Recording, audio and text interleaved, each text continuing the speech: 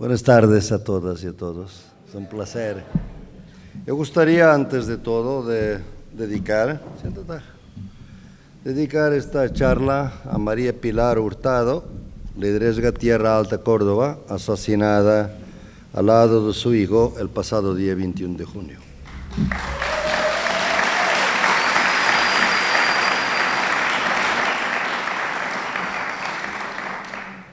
Y mi deseo más profundo es que cuando vuelva a Colombia, quizás en julio, no tenga que dedicar mi charla a don Eli Estupiñán, promotor del paro cívico de Buenaventura, que está amenazada y que ustedes que han leído hoy en El Espectador sigue sin protección. Y por eso espero no tener que hacer esto, ¿no?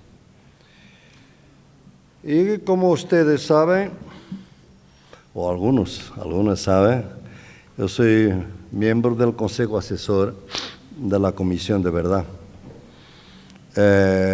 aquí en Colombia. Y les quería decir, obviamente, que lo que voy a decir es estrictamente mi opinión personal, o sea, no compromete para nada la Comisión de la Verdad. Existe el acuerdo que tenemos, es ese, en la comisión. Entonces, yo, como ustedes saben, he pasado bastante tiempo aquí en Colombia. En los años 90 realizamos un grande proyecto de investigación durante 2 años y era en el medio de la violencia, pero nosotros íbamos por toda Colombia. Se publicó un libro por Siglo del Hombre, 2 volúmenes, el caleidoscopio de las justicias en Colombia. Íbamos por todo el país y la paradoja era que había tanta paz en el medio de la guerra. Había fiestas, había tanta cosa linda en este país en el medio de la guerra. La paradoja es que hoy, cuando llega a Colombia, me parece que es el opuesto. Tanta guerra en el medio de la paz. Y eso me dice que algo está mal, que quizás el proceso de paz está a ser activamente boicoteado, o si no, no hay voluntad política para hacerlo avanzar como debía. Quien ha leído los acuerdos de Habana ha visto que es un documento fabuloso, muy importante. Todos los colombianos lo debían leer, porque de alguna manera es una imagen del país, del futuro, de una otra Colombia con esperanza, quizás no completa, no puede ser completa, pero muy importante. El problema es que, como ustedes saben, todo fue realizado en un país extranjero, en Habana, y en el medio de grandes segredos, y por eso de alguna manera los colombianos perdieron contacto con una riqueza notable de diálogos a lo largo de los años, y el precio, a mi juicio, ha sido muy alto, en el sentido que de alguna manera se distanciaron de ese proceso de paz, que fue un proceso educativo de primer rango, cuando lo comparo con otros procesos en otras partes del mundo. Entonces, hoy lo que les quería hablar es, el tema que me han propuesto, es del contexto de la paz y de la guerra aquí en Colombia. Pero me parece que deberíamos empezar por el contexto. ¿O qué es la paz? La paz es básicamente la construcción compartida de futuros. Compartida no es imponer un futuro solo a otros grupos, porque eso es guerra. Es compartir futuros, ¿no? Y ese es un proceso muy lindo. Y hace poco tiempo yo decía que durante la primera década de 2000, Colombia ha sido el único país que no ha dado una buena noticia, casi, ¿no? Muchos otros países con gobiernos populares, con Brasil, Lula, Cristina Kirchner, Rafael Correa en Ecuador, Evo Morales en Bolivia, Hugo Chávez en Venezuela, Y de alguna manera Colombia se quedó por fuera de todo esto, ¿no? 15 años después, todos estos gobiernos están arruinados, excepto el gobierno de Evo Morales.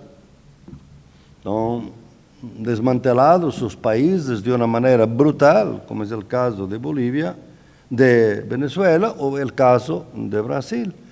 Y Colombia, repentinamente, es el único país que nos da una buena noticia. Ahora también una otra, también moderada, pero una buena noticia, es la elección de AMLO en México, ¿no? Son las dos noticias buenas que podemos citar, porque la América Central también es una desgracia en este momento, ¿no? Con las olas de fugitivos que se llaman migrantes, pero no son verdaderamente migrantes, lo que está pasando. Por eso hay que ver en qué condición estamos. Primero un poco de contexto para sabermos lo que está pasando en Colombia y por qué es tan difícil en este momento lograr un proceso de paz que parecía traer tanta esperanza después de tanta violencia, ¿no? Ustedes saben, he escrito ahí en un libro las condiciones para una paz democrática en Colombia, y ha circulado bastante, y me parece que ninguna de las condiciones que yo había propuesto están realizadas. Entonces, me parece que es un punto de alguna preocupación, yo diría, ¿no? Pero vamos a mirar el contexto más general en que estamos, ¿no? El primer contexto es este. Estamos en un periodo de globalización o de desglobalización. Durante mucho tiempo habíamos hablado de globalización, libres mercados, fronteras más porosas, los productos y el capital circulando por todo lado. Y realmente no hay duda que vivimos en un periodo de intensa globalización.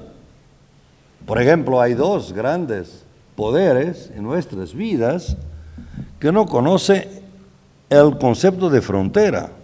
Uno es el capital financiero internacional y el otro es la Internet. No conocen fronteras y por eso son poderes, instrumentos totalmente globalizados. Al mismo tiempo, vemos que los países, sobre todo poderosos, más poderosos, y sobre todo los Estados Unidos, están asumiendo posiciones de un nacionalismo arrogante, como America First, la idea de América por encima de todos. Un nacionalismo arrogante porque es un nacionalismo de los poderosos, no es el nacionalismo de los pobres, de los oprimidos, como fue el nacionalismo de India después de la independencia, el nacionalismo de algunos países africanos. Aquí también algunos países pasaron por un periodo de nacionalismo que no fue malo, porque es un periodo de intentar, de concretar lo mínimo de cohesión nacional en el país. Pero aquí es un nacionalismo arrogante. El mismo país que impone un muro o una pared a México, no se puede imaginar que México pueda imponer una pared a los Estados Unidos. O sea, es una asimetría total, donde el país más poderoso puede hacer lo que quiere y el otro tiene que someterse, ¿no? Y Colombia, obviamente, también es un caso de eso. O sea, un presidente de un país todopoderoso en el continente, que es Trump, dice que hay un aumento de cultivos y de inmediato el glifosato empieza a ser reutilizado en este país, sabiendo toda la gente del mundo que produce el cáncer, que es un producto prohibido, que es un producto más venenoso que se puede imaginar, pero ahí está de nuevo. Entonces, ¿hay globalización o desglobalización? La globalización son comercio libre, ¿no? Entonces, ¿por qué la guerra contra Huawei, por ejemplo? La guerra reciente. No hace sentido si se hace una guerra contra una empresa o contra un producto, porque los productos circulan libremente. Entonces, parece que no hay verdaderamente libre comercio. Hay libre comercio para unos propósitos, pero no para otros. Al contrario, hay proteccionismo. Lo que se amenazó a Huawei es realmente casi la liquidación total, la eliminación de la empresa por no poder utilizar las patentes, que son patentes, en este caso, norteamericanas, algunas de ellas, ¿no? Y así por delante, ¿no? Como vemos países que están siendo destrozados, destruidos por la fuerza de un país más fuerte.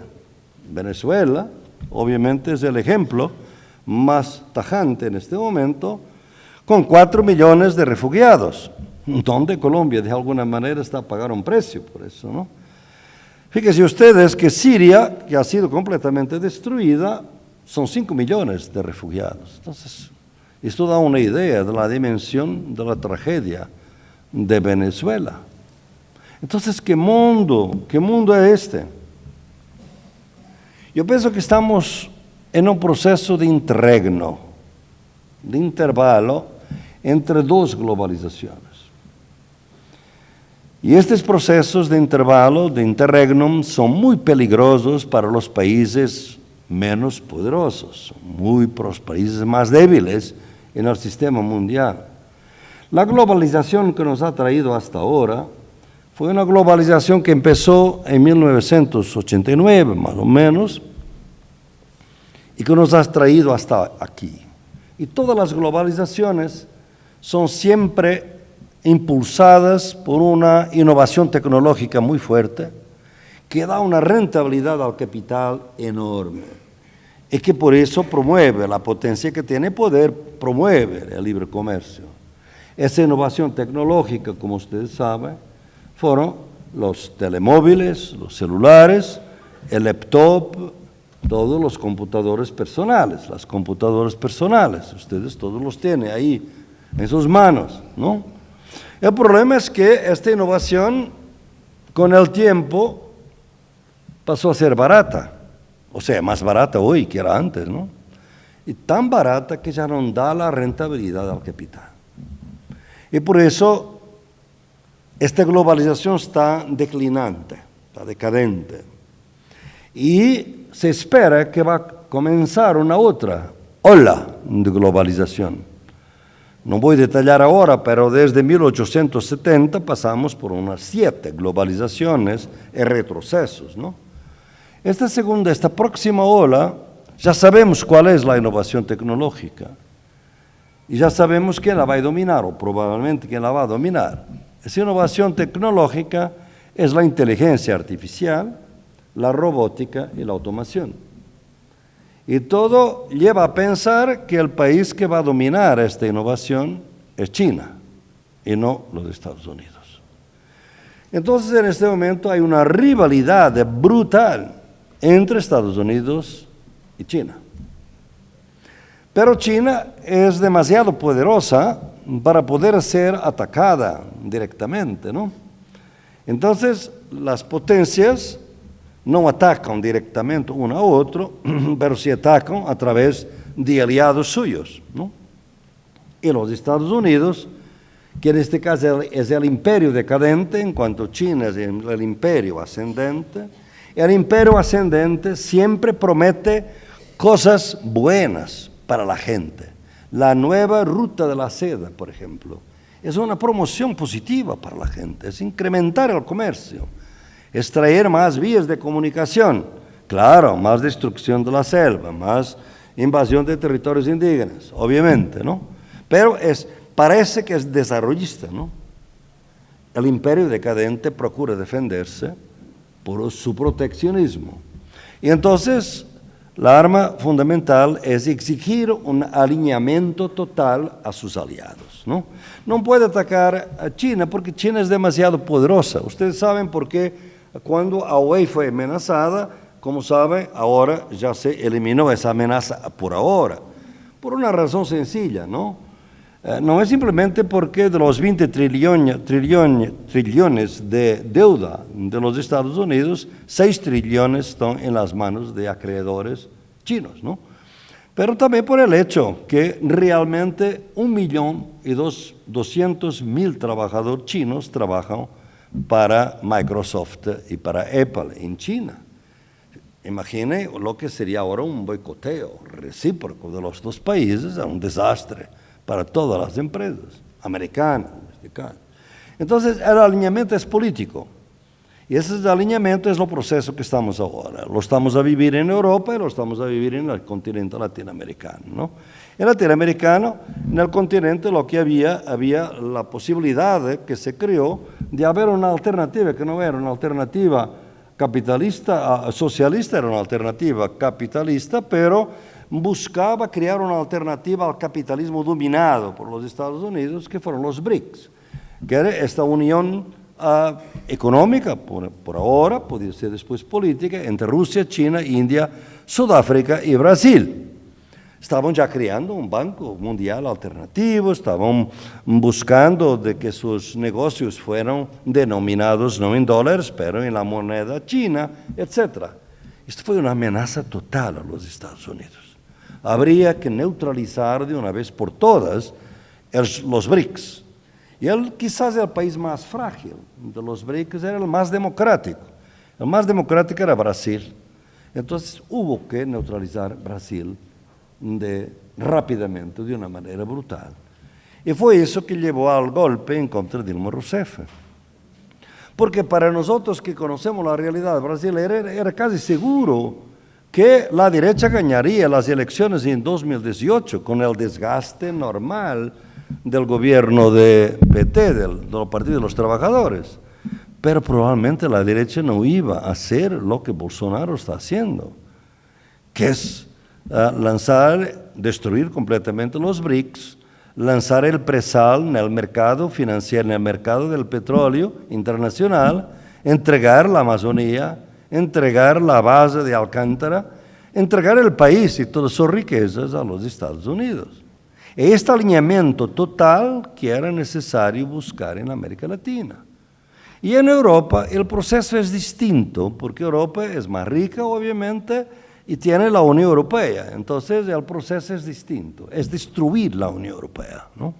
Los Estados Unidos hacen una campaña brutal para destruir la Unión Europea.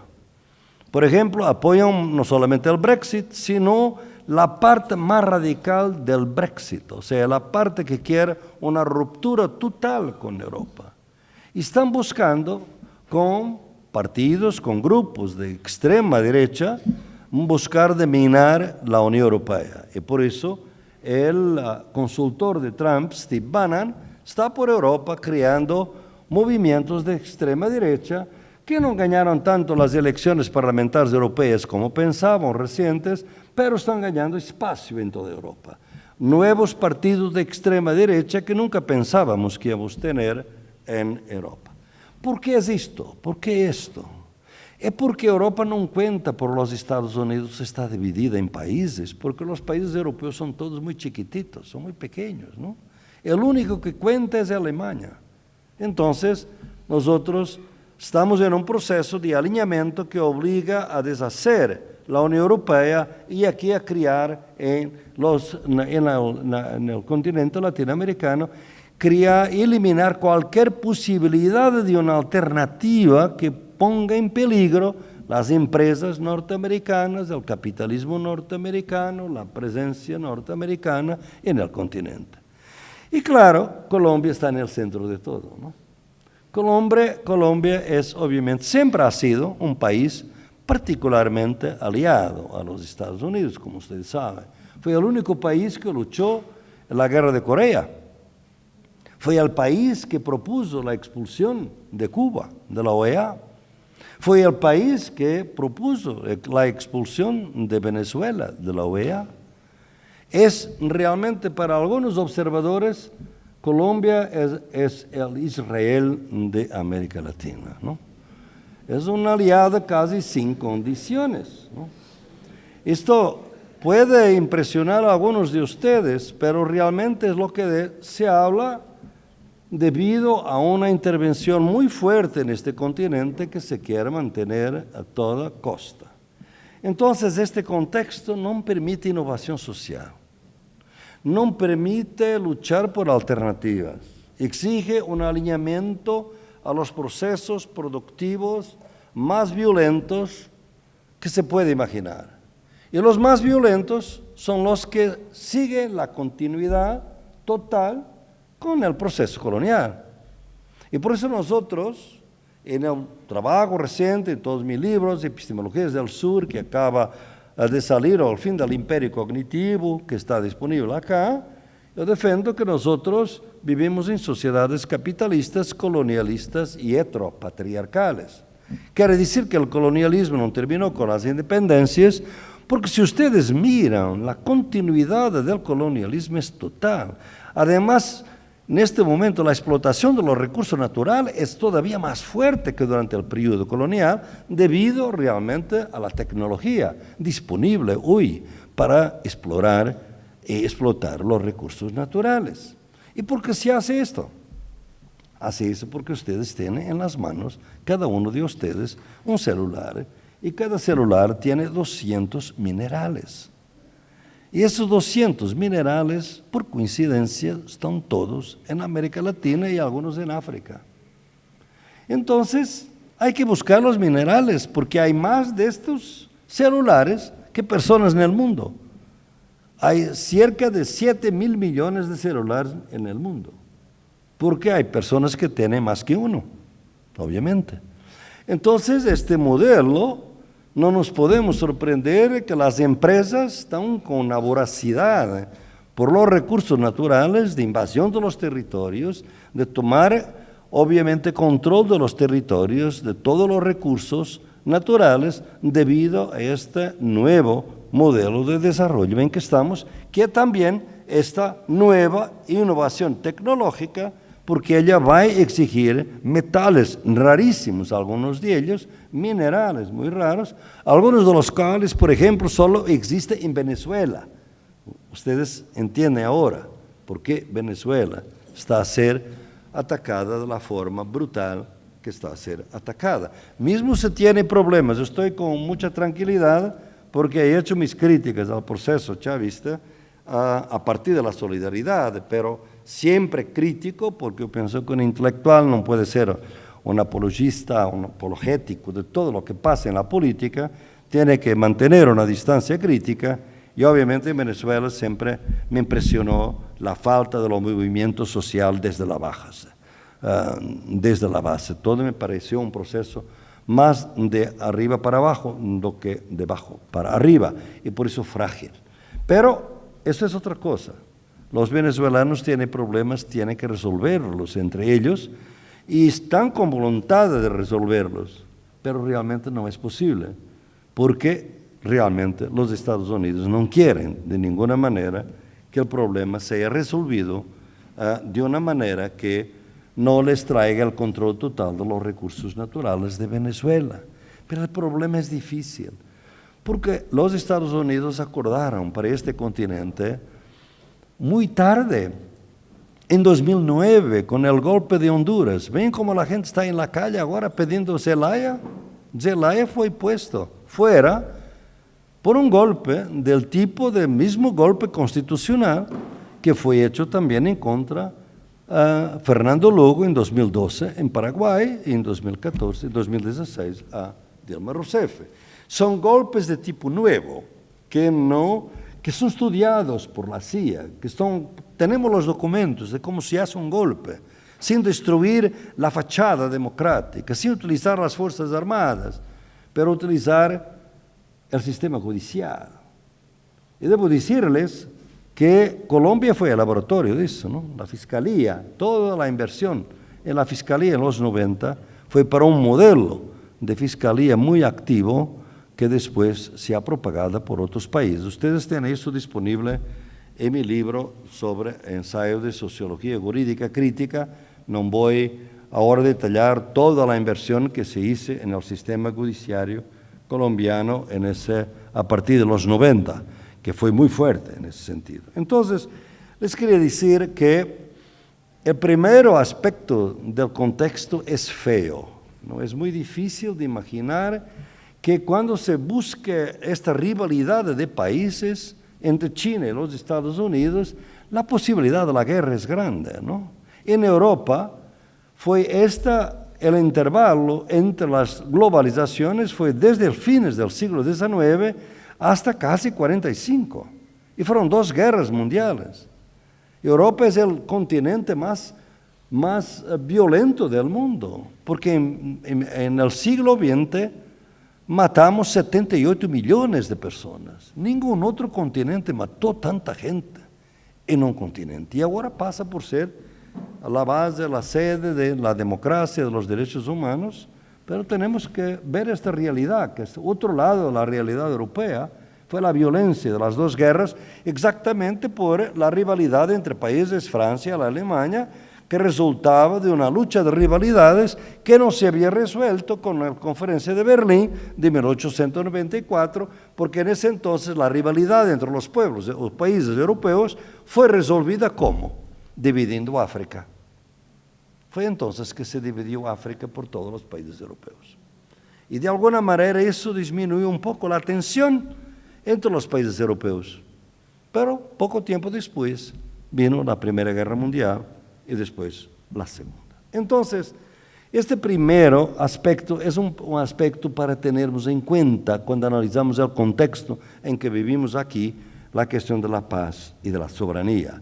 Porque estamos a ver que soberanía y paz son cosas muy difíciles en este contexto, ¿no? Y sobre todo porque soberanía tiene a ver con democracia. Y uno de los problemas que nosotros tenemos que resolver hoy, que es otra parte del contexto, es de saber si la democracia es compatible con este tipo de capitalismo. Debo decirles que esta pregunta, algunos me han oído en el pasado. Esta pregunta me fue hecha por estudiantes de Dinamarca. Cuando me invitaron para hacer una charla y me dijeron, quiero que usted se dedique al tema. ¿Es la democracia compatible con el capitalismo? Una pregunta provocatoria, yo diría, ¿no? Porque realmente la democracia en cuanto a régimen político solamente existió en países democráticos, ¿no? Pero la verdad es que la pregunta no es tan provocatoria así. Tiene razón de ser. Y tiene razón de ser por una razón que ustedes van a entender cómo podemos estar en un proceso de esvaciamiento de las democracias que quizás podemos llegar a una situación totalmente novedosa, que es que las democracias mueren democráticamente. Ese es un proceso que debemos dar mucha atención. Y los más jóvenes no se recuerdan que Hitler además llegó democráticamente al poder, ganó 2 elecciones de 1932 antes de después hacer el golpe. ¿Qué pasa entonces? Pasa una cosa que una verdad que el mundo occidental no quiere reconocer, pero hay que decirlo con todas las palabras. Es que la razón por que la democracia en el mundo occidental se ha aguantado mejor después de la Segunda Guerra Mundial es porque había el mundo socialista soviético del otro lado del muro de Berlín. Es porque había 2 mundos, un mundo socialista y un mundo capitalista. Y la existencia de un otro mundo, un mundo comunista, como se decía, que nosotros criticábamos, yo propio, lo critiqué, yo viví en Berlín Occidental durante un tiempo, en 60, y mi novia vivía del otro lado del muro, era de Berlín Oriental, entonces yo podía atravesar, cuando estaba más enamorado, todos los días el muro, ¿no? Porque los extranjeros podían atravesar todos los días el muro, ¿no? Pero lo que había en la Alemania democrática no se llamaba oriental, llamábase democrática entonces, ¿no? No era un régimen que yo quería, si esto es socialismo, no quiero esto. Porque había carencias de todo tipo, de abasto, yo tenía que llevar cosas de Berlín Occidental para Berlín Oriental, yo tenía que traer cartas en mis zapatos para no ser detectados en la frontera para gente que quería salir de Alemania democrática para Alemania Occidental. La Alemania Federal, como se llama entonces. Entonces, no era eso, ¿no? Pero ese régimen existía. Y es por eso que nos vamos a tener un proceso en que la contradicción entre democracia y capitalismo va a ser regulada por la democracia. La contradicción es entre soberanía popular, que es el principio fundamental de la democracia, y acumulación infinita, que es el principio del capitalismo. Estos dos principios chocan siempre, pero pueden no chocar si uno es prevalente a otro. Y en este caso, el principio prevalente fue durante un tiempo el principio de la democracia. Es por eso que nosotros vamos a asistir en Europa, en el país donde este modelo se va a arreglar mejor, cosas que hoy son impensables. Por ejemplo, impuestos de 75% a los más ricos, por ejemplo, a 70 o más por ciento de su renta, de su riqueza, ¿no? Por ejemplo, la idea de que habría que nacionalizar todos los sectores estratégicos. La minería era nacionalizada, la electricidad era nacionalizada, el agua era nacionalizada, porque era estratégica para el país. No podía estar sujeta al mercado capitalista con toda la incertidumbre del mercado, ¿no? Por otro lado, los alemanes tuvieron que aceptar, los capitalistas alemanes tuvieron que aceptar que los trabajadores participaron en la gestión de las empresas. Se llamó a eso Mitbestimmung, cogestión dentro de las empresas. Cosas que eran impensables hoy, pero fueron ese entonces. ¿Por qué? Porque era necesario demostrar que la Alemania federal podría desarrollarse, que estaba arruinada después de 2 guerras perdidas, podía desarrollarse como sociedad capitalista sobre la Alemania socialista. ¿Por qué? Porque realmente lo que se quería mostrar era la superioridad moral del capitalismo. El capitalismo no solo da el mismo bienestar que el mundo socialista comunista está intentando. Vivienda gratuita, educación gratuita, salud gratuita, todo eso. Pero te da un valor que ellos no dan, te da libertad. Eso era precioso para todos nosotros, claro, ¿no? Entonces la superioridad estaba en eso. Y la democracia se va a construir, por ejemplo, ustedes imaginan que en 1953, 70% de la deuda de Alemania es perdonada. 70%. Imaginen lo que sería de Grecia si pudiéramos hacer lo mismo cuando fue la crisis de la deuda griega en 2011. No tendríamos la situación que tenemos hoy de desastre social en Grecia. No muchos otros desastres producidos, obviamente, por el pago de la deuda. El desastre que se está en este momento generando en Argentina, debido al hecho que se van a pagar los fondos buitres. Y por eso este proceso fue un proceso donde la democracia reguló el capitalismo. Lo que pasó fue lo siguiente, es que cuando cae el muro de Berlín, la caída del muro de Berlín, no es simplemente el socialismo soviético que cae y que muere, es también esta posibilidad de la democracia regular el capitalismo. Es la socialdemocracia, como se llamó entonces, que cae y que desaparece. Porque en ese entonces el capitalismo deja de tener enemigos, ya no tiene un rival. Ya no hay comunismo, triunfó, es el fin de la historia. En ese preciso momento empieza la crisis de la democracia.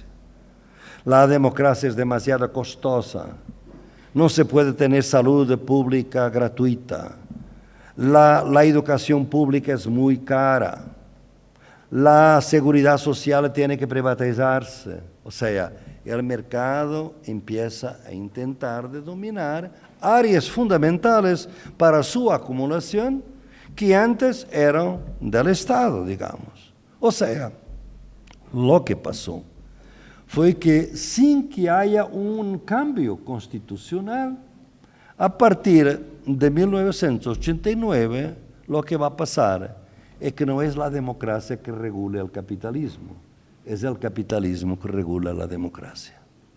Y es el tiempo que vivimos hoy.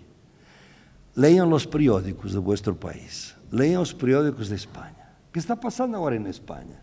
Son las empresas multinacionales. Es el IBEX que está diciendo que el PSOE tiene que gobernar con la derecha, no puede gobernar con la izquierda. si se pasa algo aquí, las elecciones, ¿cuál es la primera gran noticia de los periódicos después de las elecciones? En cualquier país, es cuál fue la reacción de los mercados. Esto era imposible en los años 70. Los mercados no votan. Deberíamos preguntar cuál es la reacción de los ciudadanos y de las ciudadanas. Los mercados, además, son 5 inversores que controlan 50% del PIB mundial en este momento financiero. ¿Cómo puede ser eso? Porque el capitalismo está regulando la democracia.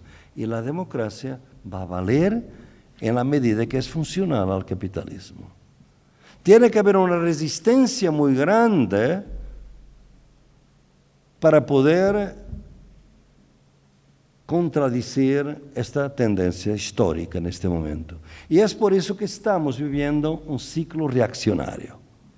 Nos estamos en todo el mundo viendo cómo neofascistas son elegidos democráticamente para gobiernos. El populismo de derecha. ¿Cómo está pasando? En Europa también, la extrema derecha. Orbán en Hungría, Kaczynski en Polonia, Bolsonaro ahora en Brasil, Trump en América. O sea, la posibilidad de que realmente estamos en un proceso de una derechización, o sea, un movimiento de extrema derecha muy fuerte en todo el mundo. Yo lo llamo reaccionario, ¿por qué? Para distinguirlo de los conservadores. La distinción es esta: los conservadores respetan los valores de la Revolución Francesa: libertad, igualdad y fraternidad. Dan más prioridad total, claro, a la libertad. Pero, con mucha cautela, aseguran alguna igualdad y alguna fraternidad. Los reaccionarios quieren ir para atrás de la Revolución Francesa.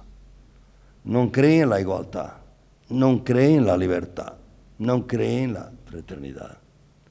Y esos reaccionarios, es un discurso reaccionario, muchas veces promovido por una iglesia, las iglesias sobre todo evangélicas, pentecostales, de derecha, digamos así, en algunos países como Brasil, que están promoviendo este tipo de ciclo reaccionario de grande presencia en todo el mundo. Modi, por ejemplo, en India. En este momento, para Modi, que acaba de ganar las elecciones, como Erdogan también en Turquía, para Modi es verdaderamente indiano la persona hindú. La persona que es musulmana no es verdaderamente indiana. Llamamos a eso la hindutva, o sea, el hinduismo radicalizado. Entonces, es un nacionalismo reaccionario, realmente de extrema derecha, que está llegando al poder democráticamente.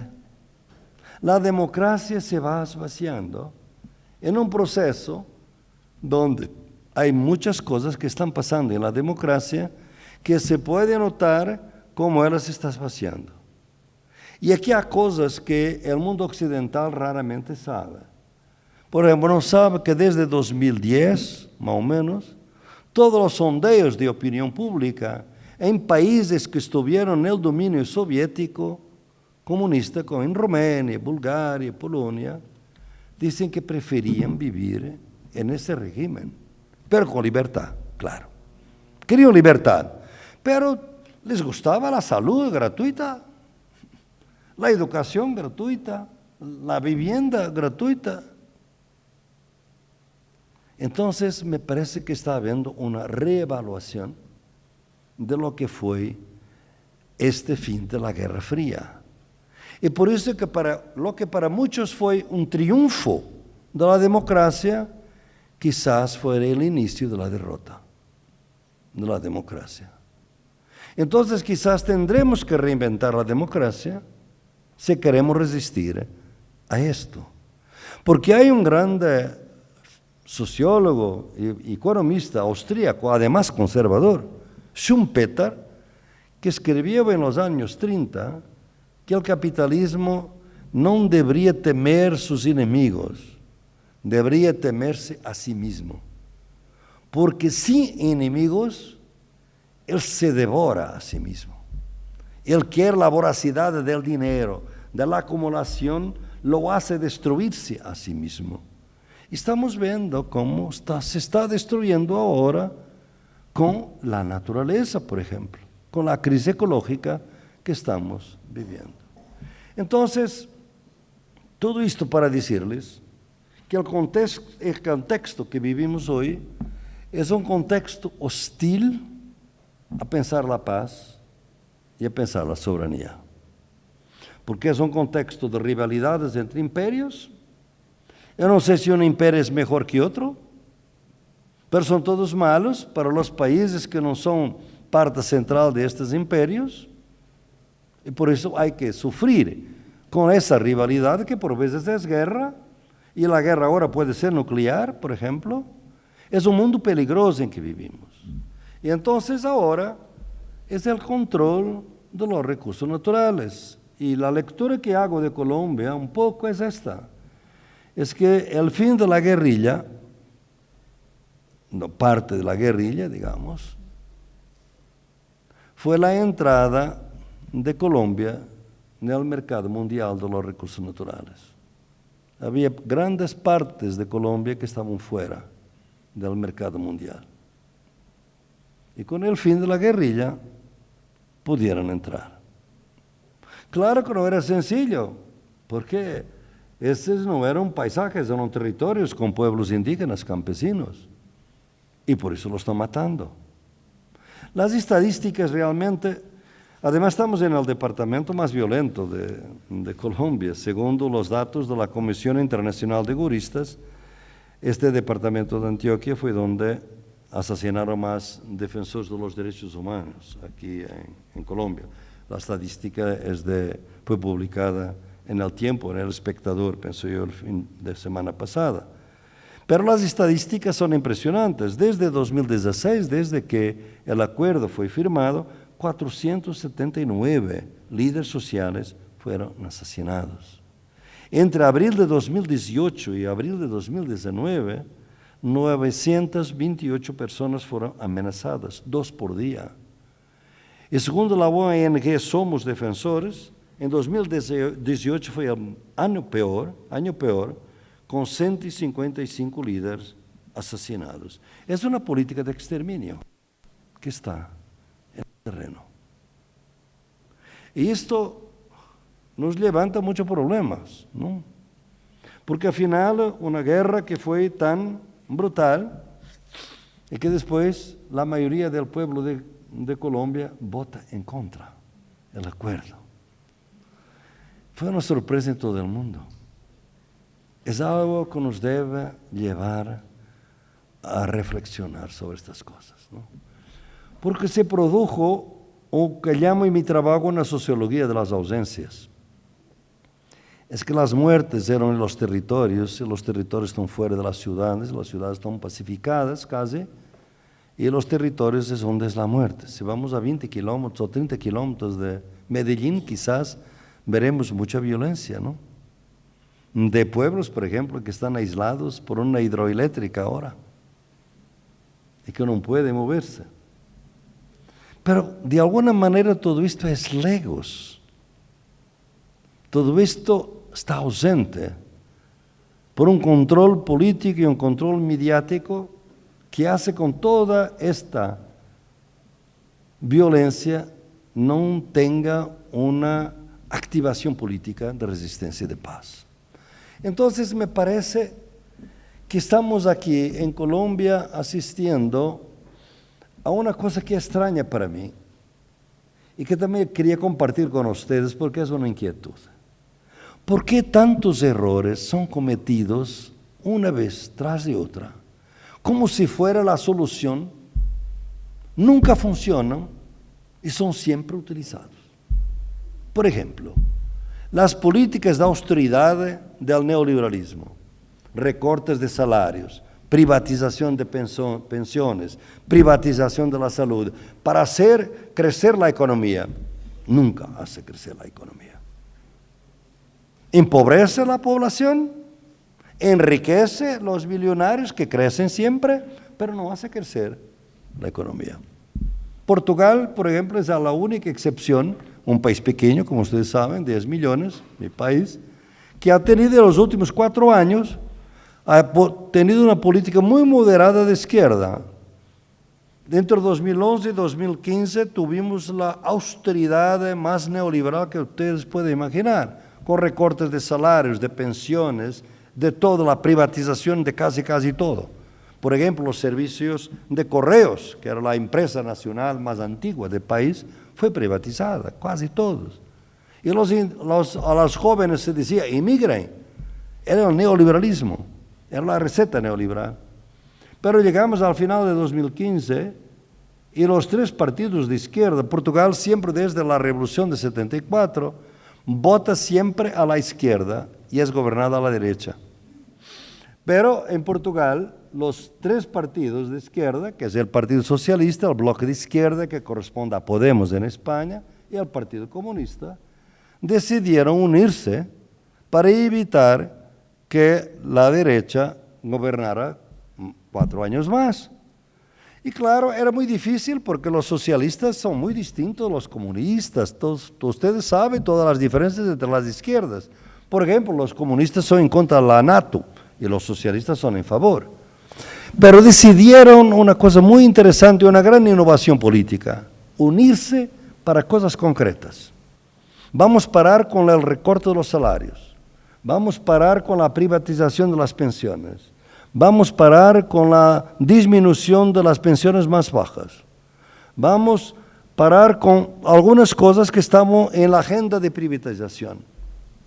Vamos a parar la privatización total de la TAP, que es la aerolínea portuguesa, ¿no? Y lograron un acuerdo pragmático muy moderado, aprendiendo de las lecciones de Grecia, que Grecia había sido muy confrontacional con la Unión Europea y después tuvo que ceder en casi todo hasta hoy, con la base que las directivas europeas permiten alguna flexibilidad. Es lo que pasó. La Unión Europea fue totalmente contra porque la Unión Europea es totalmente neoliberal. Totalmente neoliberal. Y dijeron que iba a ser una desgracia del país. Pero lo que pasó fue el siguiente. Con estas medidas aumentó un poco la demanda, la economía empieza a crecer, el desempleo baja, la imagen del país mejora mundialmente, Madonna va a vivir para Portugal, la tasa de criminalidad es más baja de Europa, es en Portugal. Lo que pasó fue una cosa muy sencilla, es que probamos que el neoliberalismo es una mentira. El neoliberalismo es una máquina fabulosa de transferir riqueza de los pobres para los ricos. Y lo hace muy bien. Pero no hace crecer la economía, no hace nada para el desarrollo, nada para nada. Pero hace esto, transferencia de riqueza de los pobres para los ricos. No sabemos si esta solución se va a mantener por más 4 años, porque como ustedes han visto ahora, por ejemplo, en España estaba intentando seguir el modelo variado, pero un modelo portugués también de articulación de izquierdas, y hay toda una oposición europea de las multinacionales, de los grandes poderes económicos, para que no se siga esta solución. Porque Portugal es pequeño, pero España ya es la 4ª o la 5ª economía de Europa. Entonces hay que demostrar que la izquierda no sabe gobernar, solamente la derecha gobierna. Entonces este es el contexto en que estamos y que nos permite ver que los errores son producidos, por veces hay innovación política, les doy este ejemplo para mostrar que hay innovación, pero ustedes ven que en todos los países austeridad no ha funcionado, reducción de la pobreza. Fíjense con todos los programas de reducción de pobreza del Banco Mundial en el mundo, desde los años 60. ¿Ha reducido la pobreza? No. La diferencia entre ricos y pobres, entre países, de dentro de cada país es cada vez más grande. Con todos los programas de reducción de la pobreza. El capitalismo verde ha reducido la polución, no, ha aumentado la producción de energía fósil. O sea, los errores se cometen. Y parece que Colombia va a ser otro laboratorio. Es que la guerra es la solución de los problemas de Colombia, no la paz. Lo que me parece, visto de fuera, es que se está creando una idea de que realmente la guerra sí, la paz no. Porque no es simplemente el exterminio de líderes sociales. Es, por ejemplo, un proyecto constituyente que está por ahí que puede destruir toda la estructura judicial del proceso de paz. Es toda la hostilidad en contra de la justicia especial para la paz. Es todo la persecución que se está dando en Colombia.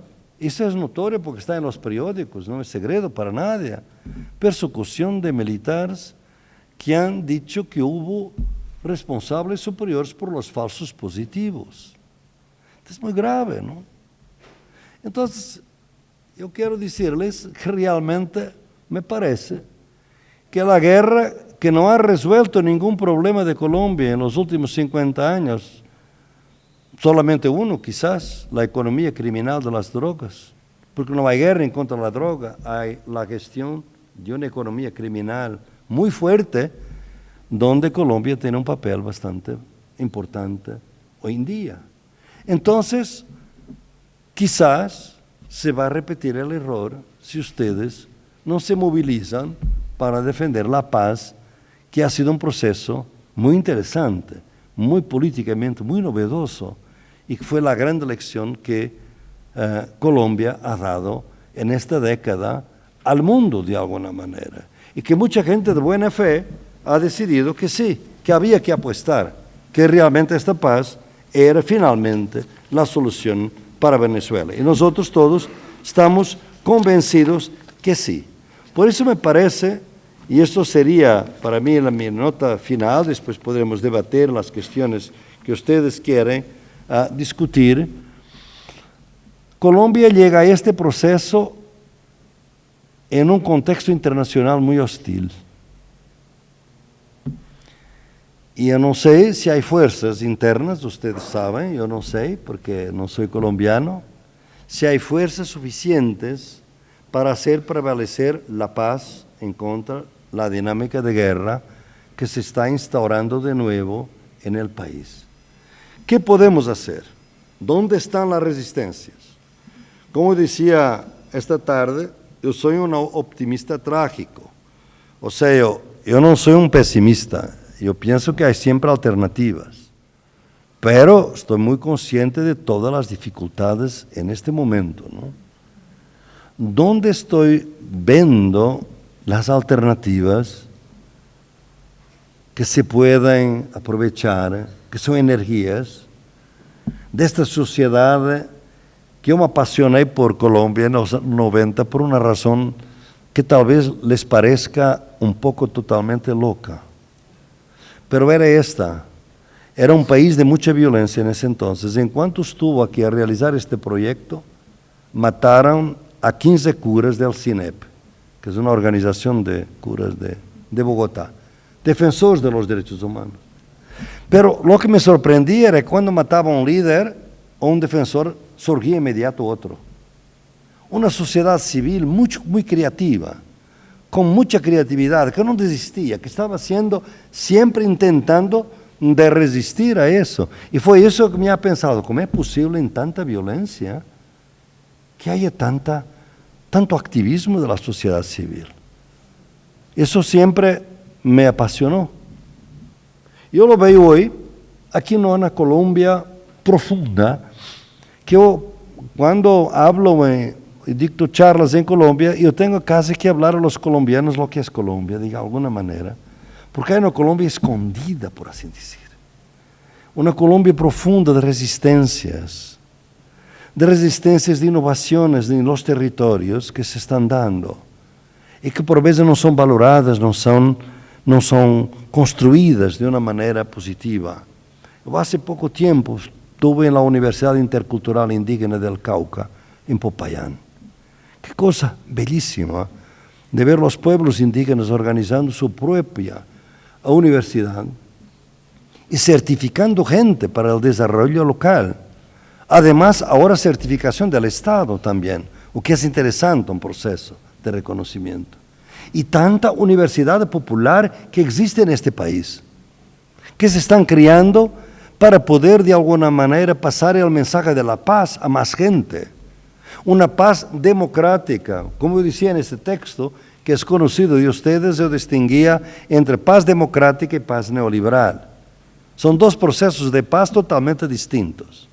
La paz democrática es la paz que va a intentar resolver las cuestiones que llevaron a la guerra. ¿Cuáles fueron los más viejos acá? Se recuerdan cuáles fueron las razones de la violencia, entre muchas otras, ¿no? Una gran concentración de tierra, una violencia enorme en los territorios y un descrédito total de la democracia cuando asesinaron a Gaitán y cuando hubo violencia contra los políticos elegidos políticamente, candidatos muy prestigiados en este país.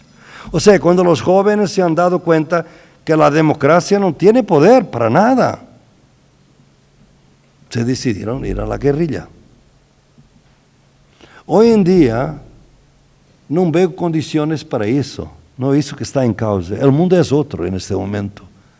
Yo pienso que el proceso de la guerrilla fue un proceso histórico que terminó su ciclo y que además tuvo muchas adulteraciones en su parte final.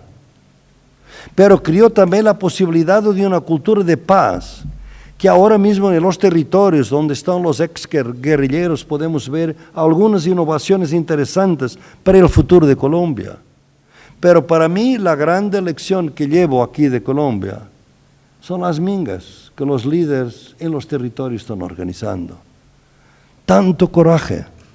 Algunos de ellos los conozco, he trabajado con ellos desde los años 90, con todos los riesgos de muerte, asesinados que pueden ser, y que están mandando siempre mensajes.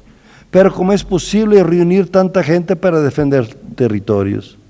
El problema de Colombia se resuelve de una manera sencilla. Si ustedes, democráticos y gente amante de paz, quieren hacer un clic en vuestra mente, es que es la lucha por los territorios de los indígenas y los campesinos, no es la lucha de ellos, es la vuestra. De hecho, lo que están luchando es por la soberanía nacional. Lo que están luchando es por los páramos, por la agua pura, por lo que es necesario de la madre tierra. O sea, los que fueron más hostilizados por el colonialismo, casi totalmente destruidos, son los que nos están dando una semilla de futuro. Son ellos que nos están dando la esperanza, porque ellos tienen un concepto que nosotros habíamos perdido, el concepto del territorio. El concepto del territorio es muy importante, y tan importante que las feministas lo han adoptado. Cuando las feministas dicen hoy, y muy bien, mi cuerpo es mi territorio. Es una concepción política de cuerpo, como el cuerpo de los indígenas, como cuerpo colectivo es su territorio. Y es este territorio que puede de alguna manera crear un camino de paz, un camino que no destruya el medio ambiente, mismo si los indígenas no tienen concepto de medio ambiente, porque por supuesto, solamente las civilizaciones que destruyen el medio ambiente es que necesitan de un concepto de eso. Porque la gente que ha sido siempre guardianes de la madre tierra no necesitan de conceptos como este, que son conceptos distorsionados de alguna manera, ¿no? Porque ellos nos enseñan una cosa muy fuerte para nosotros, es que la naturaleza no nos pertenece. Nosotros pertenecemos a la naturaleza, a la madre tierra. Esto para mí es una lección enorme. El problema es que la educación, y mañana empezamos acá en Medellín, un gran congreso latinoamericano sobre educación. Yo voy a estar en ese congreso. Estoy con todo el corazón por ver que la educación, los maestros, es fundamental hoy en día crear esta cultura de paz. No es otra cosa sino la cultura de paz que pueda imaginar que es una paz democrática, que no puede ser una paz neoliberal, porque la paz neoliberal que yo siempre vi, que era el plano B, pero quizás no era el plano B, era el plano A, cuando se hicieron los acuerdos, es simplemente dejar que la guerrilla esté en los territorios para poder la penetración de las multinacionales ser más fuerte y más rápida, y lo están haciendo.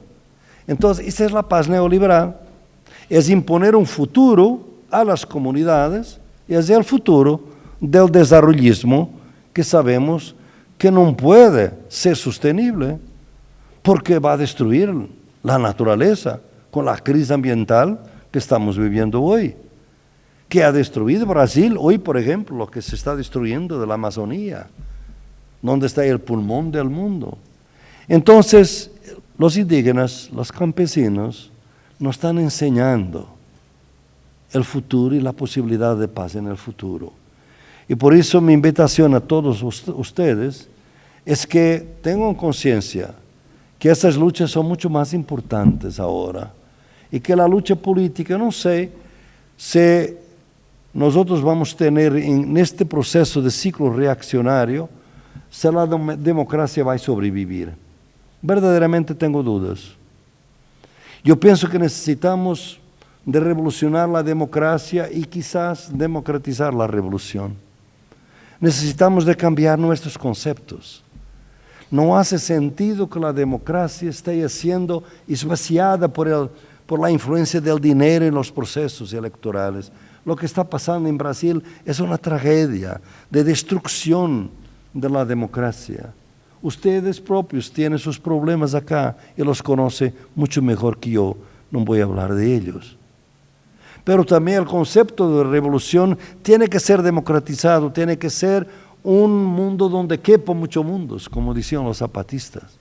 Eso de alguna manera nos están indicando las mingas.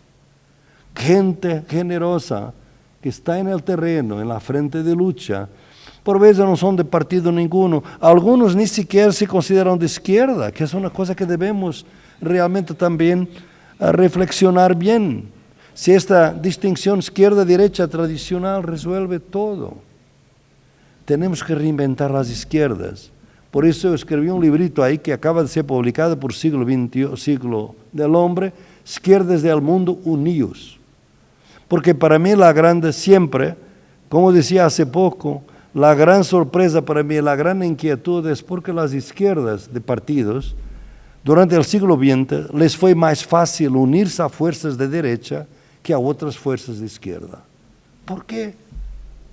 Porque fue tan fácil unirse a la derecha y porque es tan difícil, por el sectarismo, por el dogmatismo, unirse a otras fuerzas de izquierda. Ustedes tienen que unir las izquierdas, pero tienen que reinventar las izquierdas y tienen que mirar que estos movimientos de los más excluidos por el capitalismo y el colonialismo son los que nos están dando una esperanza, y esa esperanza de vuestro país reside totalmente ahí, y en ese proceso democrático nos debemos rever todos. Le agradezco mucho, muchas gracias.